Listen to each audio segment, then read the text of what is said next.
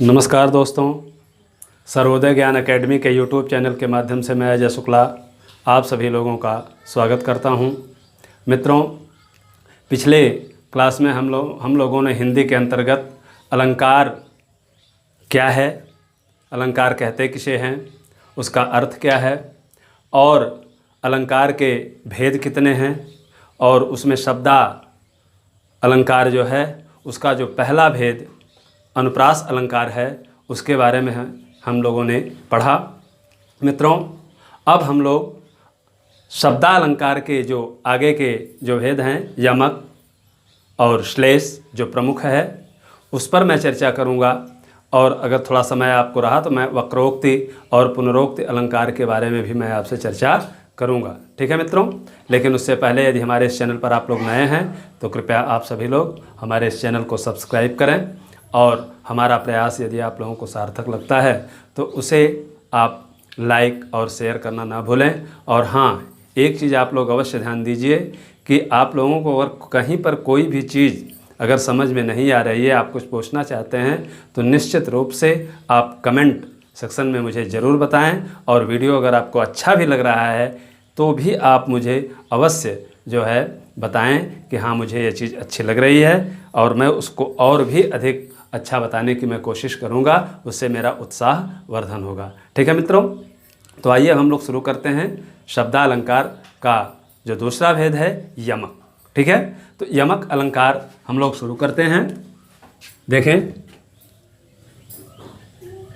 यमक, ठीक है, यमक अलंकार जैसा कि नाम से ही स्पष्ट है। ठीक है, नाम से ही स्पष्ट है।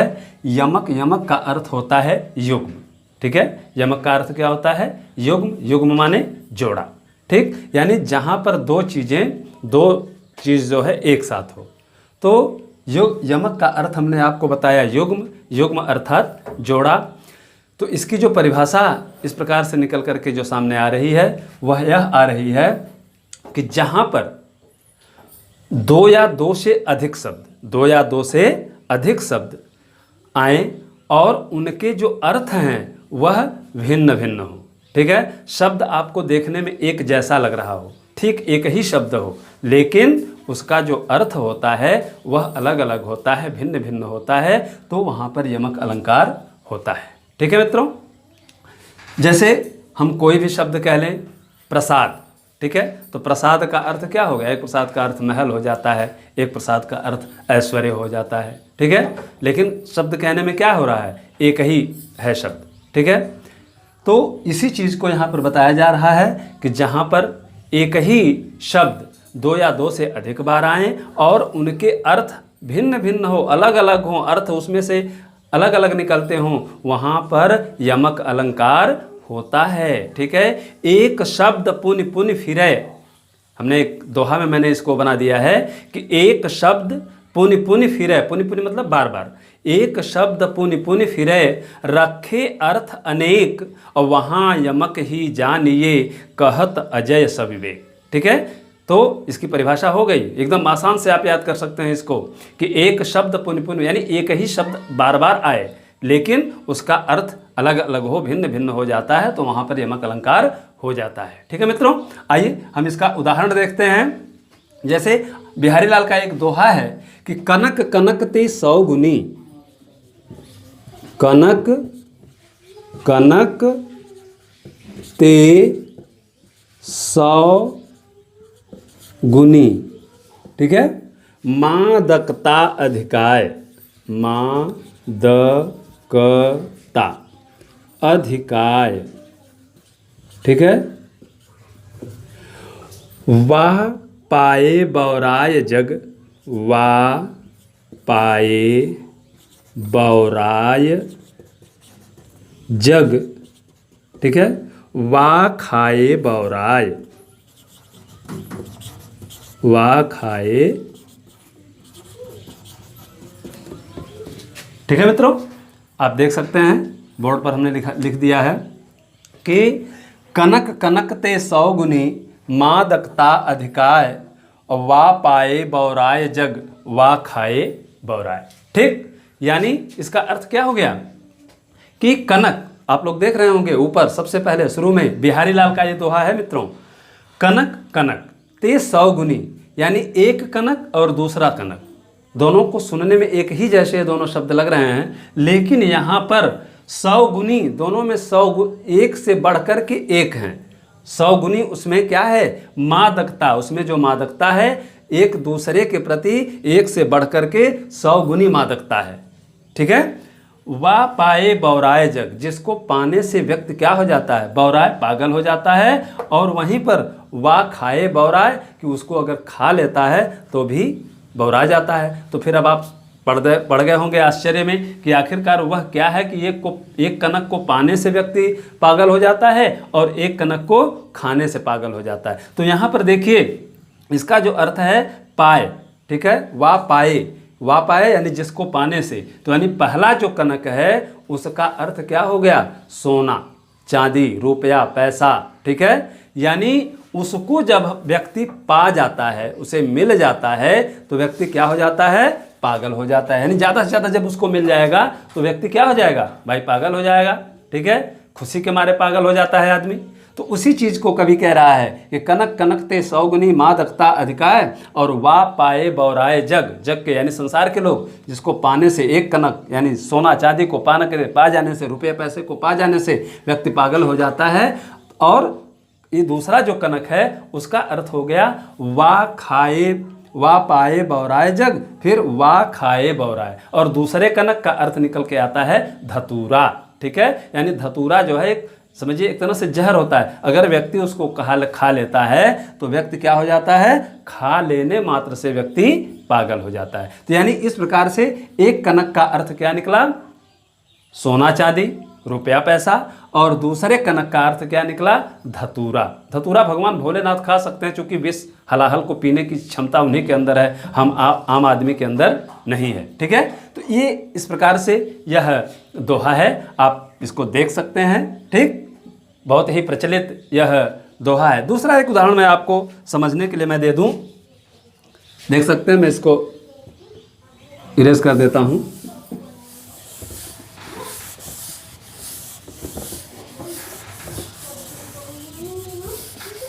अब देखिए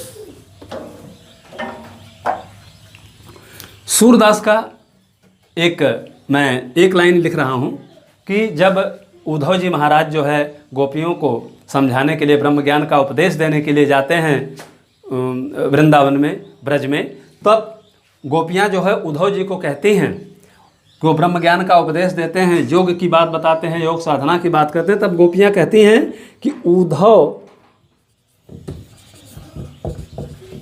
जोग हम नाही, उद्धव जोग हम नाही। ठीक है, अब यहां पर देखिए वो गोपियां कहती हैं कि हे उद्धव जी, जोग हम नाही, यानी जोग, देख रहे हैं दोनों शब्द एक ही जैसे हैं, ये पहला वाला भी जोग, दूसरा वाला भी जोग। तो पहला जोग का अर्थ है योग, जो हम योगासन करते हैं, योग साधना करते हैं, ऋषि संत महात्मा अपनी जो ध्यान मुद्रा में बैठते हैं तो उसको हम योग कहते हैं, योग साधना कहते हैं। ठीक है, और दूसरा योग का अर्थ है योग्यता, एबिलिटी जिसको कहते हैं। ठीक है, तो उसी को गोपियाँ कहती हैं कि हे उद्धव, हम योग के योग्य नहीं हैं, योग साधना की योग्यता हमारे अंदर नहीं है। ठीक है, इसी बात को गोपियां कह रही हैं। तो इस प्रकार से यहाँ पर कौन सा अलंकार हो गया, यहाँ पर यमक अलंकार हो गया। ठीक है मित्रों, तो मैं समझता हूँ कि जो यमक अलंकार है इसको आप लोग समझ गए होंगे। ठीक है, अब आइए, बहुत सारे उदाहरण हैं। अब मैं आप लोगों को श्लेष अलंकार,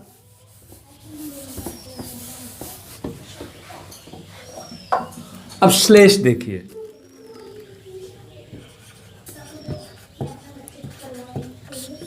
ठीक है, श्लेष अर्थात श्लिष्ट। ठीक है, श्लेष अर्थात श्लिष्ट यानी चिपकना। इसका मत तात्पर्य हुआ कि जहां या जिस शब्द में, एक शब्द में अगर अनेक अर्थ निकले, ठीक है, एक ही शब्द से जहां पर अनेक अर्थ की उत्पत्ति हो, अनेक अर्थ जहां पर निकलता हो, वहां पर श्लेष अलंकार होता है। श्लेष का अर्थ ही होता है संश्लिष्ट, श्लिष्ट या चिपकना या चिपका हुआ। यानी कहने का अर्थ यह हो गया कि जहाँ पर एक ही शब्द से अनेक अर्थ निष्पन्न होता हो, अनेक अर्थ निकलता हो, वहाँ पर श्लेष अलंकार होता है। ठीक है, अब उदाहरण आप लोग देख सकते हैं, परिभाषा आप लोग समझ गए होंगे कि जहाँ पर या जिस स्थान पर या जिस शब्द पर एक ही शब्द से अनेक अर्थ निकलते हों, वहाँ पर श्लेष अलंकार होता है। परिभाषा आप लोगों को याद हो गई होगी, बहुत कठिन नहीं है। लेकिन अब उदाहरण आप लोग देखिए, उदाहरण बहुत ही बढ़िया है कि चरण धरत चिंता करत, चरण धरत चिंता करत, ठीक है, चितवत चारहु ओर, चितवत चारहु ओर, सुवरन को खोजत फिरत,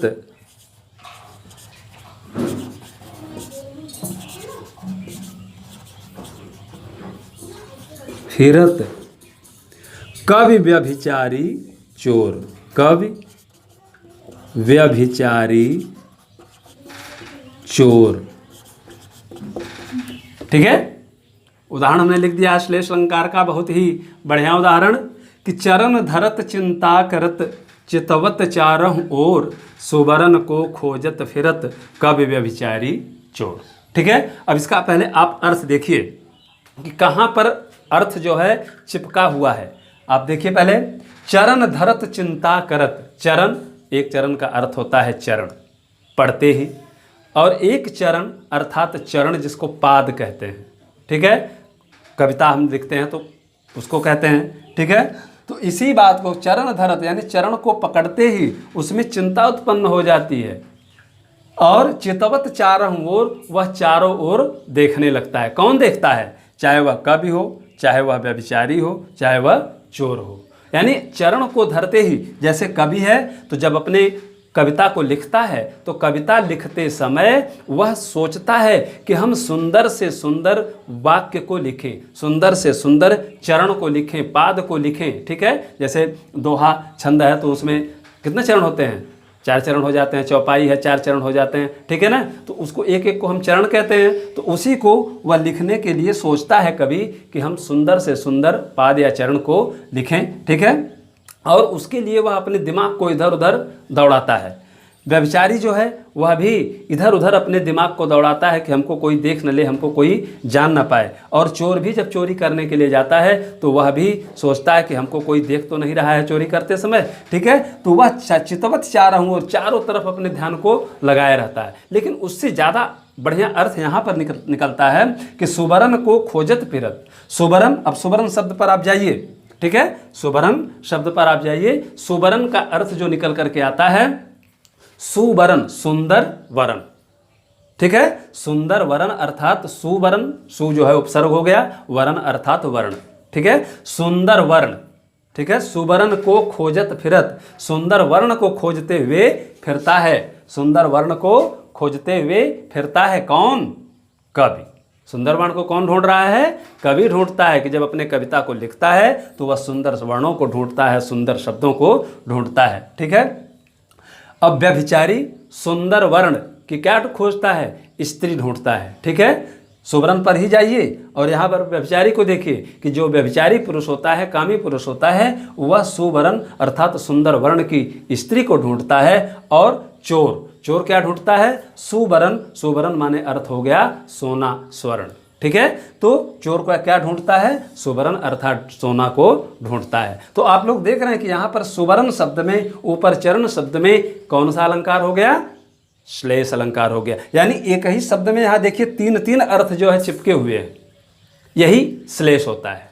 ठीक है, या इसी तरह से एक दूसरा उदाहरण है कि रहीमन, रहीमदास का दोहा कि रहीमन पानी राखिए अब बिन पानी सब सून, अब पानी गए न उबरे मोती मानुष चून। एक पानी, रहीमन पानी राखिए।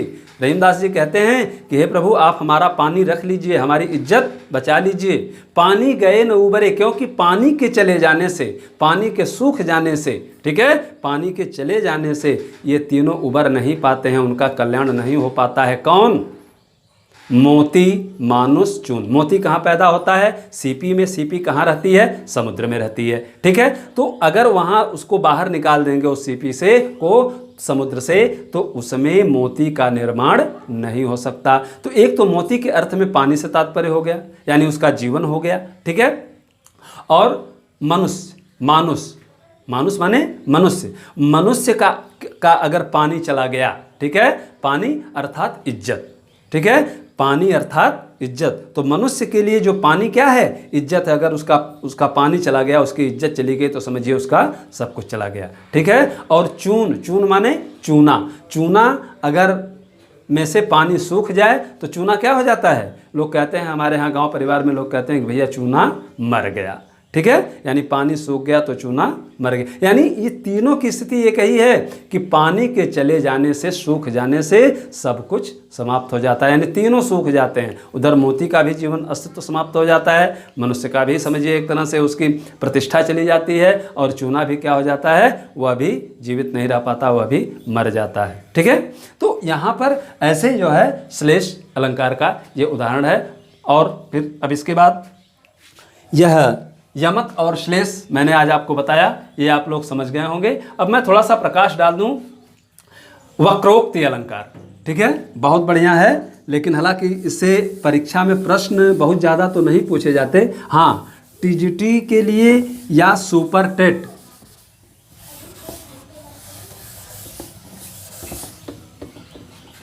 सुपर टेट के लिए प्रश्न आपका बन सकता है। अलंकार है वक्रोक्ति।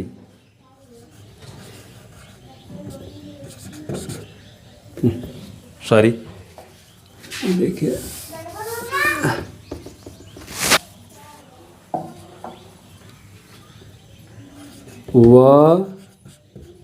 वक्रोक्ति अलंकार। देखिए यह जो शब्द है आप लोग देख रहे होंगे कि वक्रोक्ति, वक्र धन उक्ति। संधि में मैं बताऊंगा कि ओ कैसे हो गया, अ उ मिल के ओ बन जाता है। ठीक है, गुण संधि से। ठीक है, आद गुणा के गुण से बन जाता है वो। लेकिन यहां पर देखिए वक्र धन उक्ति, वक्र धन उक्ति, वक्रोक्ति। ठीक है, अब वक्रोक्ति हमने लिख दिया वक्र उक्ति। वक्र माने टेढ़ा, वक्र माने टेढ़ा, और उक्ति माने कथन। ठीक है, वक्र, टेढ़ा और उक्ति, कथन, यानी जहां पर टेढ़ा कथन हो, बात जो है आप कहना चाहते हैं कुछ, और सामने वाला जो व्यक्ति है उसका अर्थ समझता है कुछ। ठीक है, हम कहते हैं कुछ और सामने वाला समझता है कुछ, तो वहाँ पर यानी दूसरा अर्थ समझ लेता है। वो जिस अर्थ को आप बताना चाहते हैं या जो आप कहना चाहते हैं वह उसको ना समझ करके वह दूसरा को समझ लेता है। तो वहाँ पर चाहे वह मजाक बस ऐसा समझता हो, चाहे वह जो है समझ ही ना पा रहा हो, दूसरा अर्थ समझ रहा हो, तो वहीं पर जो है वक्रोक्ति अलंकार हो जाता है। एक बहुत बड़ी बात है आपके टीजीटी और सुपर टेट, टेट में तो नहीं कह सकते, लेकिन हाँ सुपर टेट में ये प्रश्न अवश्य बन सकता है कि अलंकार की आत्मा किसे कहा जाता है। प्रश्न बनता है, बहुत ही महत्वपूर्ण प्रश्न, कि अलंकार की आत्मा किस अलंकार को मानते हैं या किसे कहा जाता है। तो आप लोग जान लीजिए कि अलंकार की आत्मा वक्रोक्ति अलंकार को कहते हैं। ठीक है, वक्रोक्ति अलंकार को अलंकार की आत्मा कहा जाता है। फिर प्रश्न बन जाता है, यह भी पूछा जा सकता है आपसे कि अलंकार की आत्मा वक्रोक्ति है, यह कथन किसका है। ठीक है, अलंकार की आत्मा वक्रोक्ति है, यह कथन किसका है, या वक्रोक्ति अलंकार की आत्मा है, यह किसने कहा है। इस ढंग से प्रश्न आपसे पूछा जा सकता है, बन सकता है। तो आप लोग जान लीजिए कि आचार्य भामह, नाम है क्या, भामह, जिन्होंने अलंकार के 39 भेद बताए। कल मैंने आप चर्चा की थी इस बात पर, जिन्होंने अलंकार के 39 भेद बताए थे। तो आचार्य भामह ने वक्रोक्ति अलंकार को अलंकार की आत्मा माना है। एकदम दिमाग में बैठा लीजिएगा, बहुत महत्वपूर्ण प्रश्न है और पूछा जाता है। ठीक है मित्रों, तो आइए हमने आपको बता दिया कि, अब जरा मैं इसको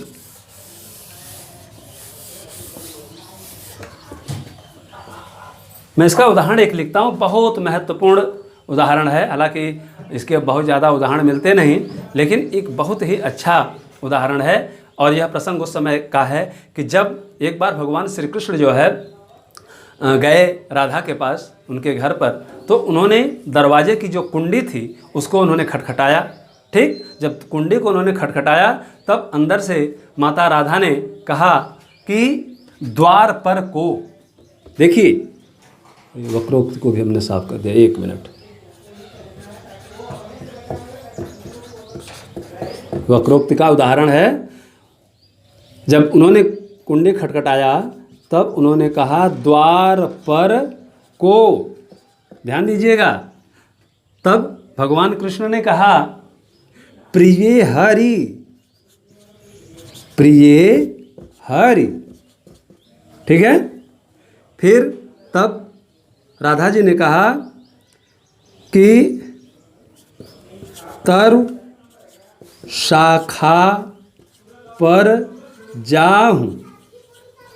ठीक है, तरु शाखा पर जाऊं। तब फिर कृष्ण ने कहा प्रिय मधुसूदन। ठीक है, तब फिर इन्होंने कहा कि तेरो कौ काम, तेरो को काम। ठीक है, देख लीजिए। इसका अभी आप लोग मतलब नहीं समझ पाए होंगे, मैं बताता हूं। जब कृष्ण जी गए, उन्होंने कुंडी को खटखटाया, तब उन्होंने कहा राधा जी ने अंदर से कि द्वार पर को, कि दरवाजे पर कौन है, कौन कुंडी को खटखटा रहा है। ठीक है, दरवाजे पर कौन है। तब भगवान कृष्ण ने कहा कि प्रिय हरि, प्रिय मतलब मैं हरि हूँ, हरि अर्थात भगवान, मैं कृष्ण हूँ। ठीक है, भगवान श्री कृष्ण का एक नाम हरि भी है, यानी विष्णु का एक पर्यायवाची शब्द है। ठीक है, प्रिय हरि, कि मैं हरि हूँ, कृष्ण हूँ। तब उन्होंने अर्थ क्या समझा उसका, तरु शाखा, तरु माने क्या होता है, वृक्ष, पेड़। वृक्ष का पर्यायवाची शब्द तरु है, यानी अगर आप हरि हैं तो आप पेड़ की शाखा पर जाओ। अब उन्होंने हरि का अर्थ क्या निकाल लिया, हरि का अर्थ वहाँ पर उन्होंने निकाल लिया बंदर। हरि का एक अर्थ क्या होता है, बंदर। ठीक है, उन्होंने हरि को, भगवान कृष्ण को चाहे मजाक के लहजे में कहा हो या उन्होंने समझ नहीं पाया हो, इस परिप्रेक्ष्य में उन्होंने कहा हो, तब उन्होंने कहा कि अगर आप हरि हैं अर्थात बंदर हैं, तो बंदर का काम कहाँ, यहाँ के पर क्या काम है, आप पेड़ की शाखा पर जाइए, उस पर आप कूदिए, उस पर उछलिए आप। ठीक है, तब उन्होंने समझा कि लगता है राधा जी समझ नहीं रही हैं। तब उन्होंने फिर अपना नाम बदल दिया, कहा प्रिय मधुसूदन, कि प्रिय मैं मधुसूदन हूँ। कृष्ण का एक नाम मधुसूदन भी है। जब उन्होंने मधु नाम के राक्षस का, जब उन्होंने कृष्ण विष्णु अवतार में जब उन्होंने वध किया था, तो उनका नाम मधुसूदन भी पड़ा है। ठीक है, तो उन्होंने कहा कि प्रिय मैं मधुसूदन हूँ, ठीक, मधुसूदन हूँ। तब उन्होंने कहा कि तेरा कौ काम, तो मधुसूदन का एक अर्थ क्या हो जाता है, भौंरा। ठीक, उन्होंने कहा कि जब आप मधुसूदन हैं अर्थात भौंरा हैं, तो तेरा कौ काम, तो यहाँ पर आपका क्या काम है। ठीक, बात समझ में आई कि नहीं। तो यहाँ पर यही है टेढ़ा कथन, कि व्यक्ति कहता कुछ है और सामने वाला समझता कुछ है, तो वहाँ पर जो है वक्रोक्ति अलंकार हो जाता है, और बहुत ही महत्वपूर्ण अलंकार। हालांकि इससे ज़्यादा प्रश्न बनते नहीं, इसमें सुपर टेट में, टीजीटी में, पीजीटी में वहाँ पर प्रश्न बनते हैं। सुपर टेट में इससे प्रश्न बन सकते हैं, जो हमने आपको दोनों प्रश्न बताए बहुत ही महत्वपूर्ण है और परीक्षा में पूछे भी गए हैं। ठीक है मित्रों, तो मैं समझता हूँ कि आप लोग इसको भी समझ गए होंगे। अब देखिए, मैं इसको साफ कर देता हूं।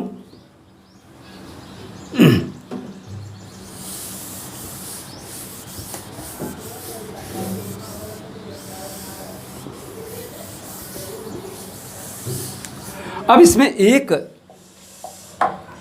चीज मैं आपको बता दूं, जैसे हरि शब्द कहा है हमने, वहां पर आप लोगों ने एक उदाहरण सुना होगा कि हरि से हरि मिलने चले, हरि बैठे हरि पास, हरि हरि में मिल गए हरि भये उदास। बहुत महत्वपूर्ण उदाहरण है। हरि का अर्थ बंदर होता है, हरि का अर्थ मेढक होता है, हरि का अर्थ समुद्र होता है, जल होता है। ठीक है, हरि का अर्थ सर्प भी होता है। ठीक है, और हरि जो है भगवान विष्णु का नाम है, इधर कृष्ण का भी नाम है। ठीक है, तो ये पर्यायवाची शब्द हैं। ठीक ना, तो यहाँ पर यहाँ पर एक तरह से देख सकते हैं तो यमक अलंकार भी हो सकता है उसमें, पीछे अगर हम जाएंगे तो। आगे अब देखिए पुनरोक्ति अलंकार, ठीक है, पुनरोक्ति बहुत ही आसान। पुनः उक्ति, पुनः र का विसर्ग हो जाता है, विसर्ग संधि में पढ़ाते समय मैं बताऊंगा आपको कि र का विसर्ग कैसे हो गया और फिर ओ कहाँ से हो गया, ठीक। पुनरोक्ति अलंकार पुनः उक्ति, ठीक। तो पुनः उक्ति यानी जहाँ पर एक शब्द को एक से मतलब 2 बार कम से तो कम कहा ही जाए, ठीक, यानी पुनः उक्ति कही जाए, दूसरी बार उस शब्द को दोहरा दिया जाए, तो वहाँ पर बहुत आसान है ये, वहाँ पर पुनरोक्ति अलंकार हो जाता है, ठीक है। अब देखिए इसका उदाहरण, जैसे महादेवी वर्मा, वह संध्या सुंदरी परिसी, वह चली आ रही है धीरे धीरे चुप चुप, ठीक है। तो अब जैसे धीरे धीरे, धीरे धीरे या चुप चुप, ठीक है ना, यहाँ पर कौन सा अलंकार हो जाएगा, यहाँ पर पुनरोक्ति अलंकार हो गया, ठीक है ना। कौन सा अलंकार हो गया, पुनरोक्ति, यानी धीरे धीरे, उसका अर्थ एक ही है, अर्थ वही रहेगा, यमक अलंकार की तरह से इसमें अर्थ परिवर्तित नहीं होगा, ठीक है ना। तो उसका अर्थ एक ही निकलेगा, शनै शनै, धीरे धीरे, चुप चुप। तो ऐसे शब्द जब आ रहे हों, यानी उसकी दूसरी बार उसको कहा जा रहा है, तो वहाँ पर जो है पुनरोक्ति अलंकार हो जाता है। बहुत आसान है, बहुत सरल है, ठीक है। तो आज हमने आप लोगों को जो है शब्दालंकार के अंतर्गत क्या बताया, यमक अलंकार के बारे में बताया, श्लेष अलंकार के बारे में बताया, और फिर वक्रोक्ति और पुनरोक्ति, ठीक है ना। और अनुप्रास अलंकार के विषय में मैं इसके पिछली वीडियोज़ में मैं आप क्लास में बता चुका हूं, आप लोग उसको देख ही लिए होंगे। और हाँ मित्रों, अगर आप लोगों को कोई भी दिक्कत, कोई भी समस्या इस शब्दालंकार के संबंध में हो, आप एकदम बिल्कुल निशंक भाव से आप जो है कमेंट अवश्य कीजिए, ताकि मैं भी समझ सकूँ कि हमारे जो मित्र हैं या हमारे जो बच्चे हैं वह कितना इस चीज़ को समझ पा रहे हैं, ठीक है। और इसके बाद मैं आप लोगों को फिर प्रश्न भी देना शुरू करूँगा, बशर्ते अब इसके बाद जब अर्थालंकार हम शुरू करेंगे तब आप देखेंगे तो मैं अनुप्रास अलंकार से प्रश्न भी आपको देता चलूँगा, और देखते हैं कि आप कितना उस चीज़ को समझ पाते हैं, ठीक है। अब शेष फिर मिलते हैं आप लोगों से नेक्स्ट वीडियोज में, तब तक के लिए धन्यवाद, जय हिंद।